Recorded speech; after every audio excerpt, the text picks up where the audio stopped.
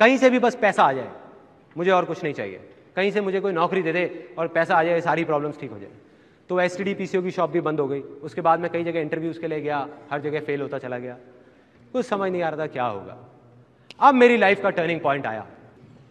मैं एक सेमिनार में गया जो एक मल्टी लेवल मार्केटिंग कंपनी का सेमिनार था। अब मेरी एज उस टाइम पे 18 साल थी। मैं सच बताऊं 3 घंटे का सेमिनार था, मुझे कुछ समझ नहीं आया, सब कुछ मेरे ऊपर से निकल गया। और मुझे एग्जैक्ट याद है आज भी कि मैं कहाँ बैठा था। आगे से एक ऑडिटोरियम था और मैं यहाँ से तीसरी सीट पे बैठा हुआ था। मैं देख रहा था और इस जगह पे एक 21 साल का लड़का खड़ा हुआ था। जब तक वो बोलता रहा मेरे दिमाग में कुछ नहीं घुसा, सब ऊपर से निकल गया। लेकिन एंड में उसने एक बात बोली, कहता मेरी एज 21 साल है और मैं महीने का 2.5 लाख रुपए कमा रहा हूँ।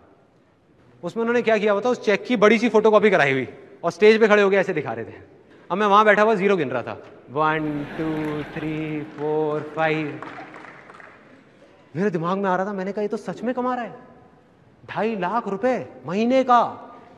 मेरे तोते उड़ गए, दिमाग फट गया मेरा।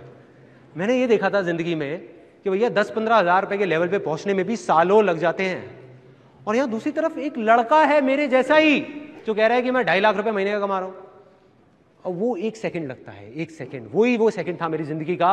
अंदर से चीख निकली। मैंने कहा कि अगर ये लड़का कर सकता है जो देखने में बिल्कुल मेरे जैसा है, अरे तो मैं क्यों नहीं कर सकता? मैं क्या कोई दूसरे प्लेनेट से आया हूं? मैं क्यों नहीं कर सकता? अगर इसके लिए आसान है तो मेरे लिए भी आसान है। मैं भी कर सकता हूं, कर सकता हूं। और जैसे ये 2 वर्ड्स आए मेरी लाइफ में, जैसे ही अंदर तक मैंने मान लिया कि सब कुछ आसान है, तो मेरे अंदर चेंजेस आने शुरू हो गए। जहां पहले मैं बोलता था कि अरे मुश्किल है, कुछ नहीं हो सकता, हमारा तो टाइम ही खराब चल रहा है, पता नहीं क्या होगा, मैं बोलने लग गया अरे अब आप देखो मैं क्या करता हूं।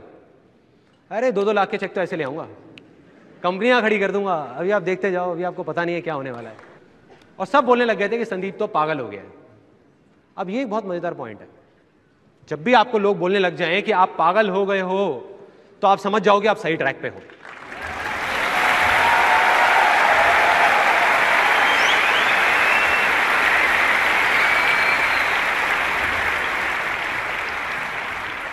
थोड़ा सा तो पागल होना पड़ेगा। वही हुआ, मैं पागल हो गया, अजीब अजीब बातें करने लग गया। मतलब अंदर से मुझे लगने लग गया बहुत आसान है। लैंड फर्टाइल हो गई। एक स्टेप कंप्लीट, दूसरा स्टेप डिस्कवर करना था कि क्या करना है। अब 2 आवाजें थी, बाहर की आवाज, अंदर की आवाज। मैं उस आदमी को जिसको मैंने स्टेज पे देखा था, उसको देख करके मैं सोच रहा था कि मुझे ऐसा बनना है। वो ये कर रहा है तो मैं भी यही करूंगा और मैं 2.5 लाख रुपए कमाऊंगा। मेरा इंटरेस्ट नहीं था, मेरे अंदर की कोई आवाज नहीं थी, सब बाहर की थी। तो मैं वहां 20-25 लोगों को लेकर के गया उस कंपनी में, एक ने भी ज्वाइन नहीं किया। और जिनको लेकर के जाता था वो मेरा और ज्यादा मजाक उड़ाते थे कि भाई कहाँ लेके गया था तू? और वो कहते थे तेरा 2.5 लाख का चेक आएगा, उसमें थोड़ा हमें भी दे दियो। तो मतलब मैं फेल हो गया बुरे तरीके से। 2 वजह थी उस फेलियर की, एक ये कि वो मेरे अंदर की आवाज नहीं थी, दूसरी ये कि मैं शेयरिंग नहीं समझ पाया था। मैं वहां लोगों को उनके फायदे के लिए नहीं लेके जा रहा था, अपने फायदे के लिए लेके जा रहा था। मन में क्या था, एक 18 साल के लड़के के, मुझे अपनी फैमिली की प्रॉब्लम सॉल्व करनी है। भाड़ में गए ये लोग, तो मैं लोगों को बेवकूफ नहीं बना पाया। तो अब ये जो मैं फेल हुआ, वो मेरी अच्छी किस्मत थी या बुरी किस्मत? बुरी है, अच्छी कैसे हुई? उस टाइम के हिसाब से तो बुरी किस्मत है ना। लेकिन यही बेवकूफी है, क्योंकि बुरा तो कुछ है ही नहीं इस दुनिया में, क्योंकि जो होता है अच्छे के लिए होता है।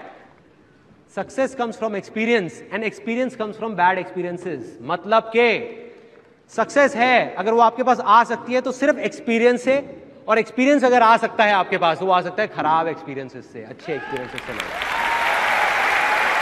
राइट। और वो चीज मुझे समझ आ गई जब उस कंपनी में गया। उसका फायदा ये हुआ, फाइनेंशियली मैं फेल हो गया, लेकिन फायदा ये हुआ बहुत अच्छी अच्छी बातें सुनने को मिली। ये सारी बातें समझ आने लग गई जो मुझे नहीं समझ आती थी, कुछ अलग थी वो बातें, तो वो दिमाग में घुस गई कि हाँ इसका मतलब फेलियर का भी फायदा है। तो मैं उदास नहीं हुआ,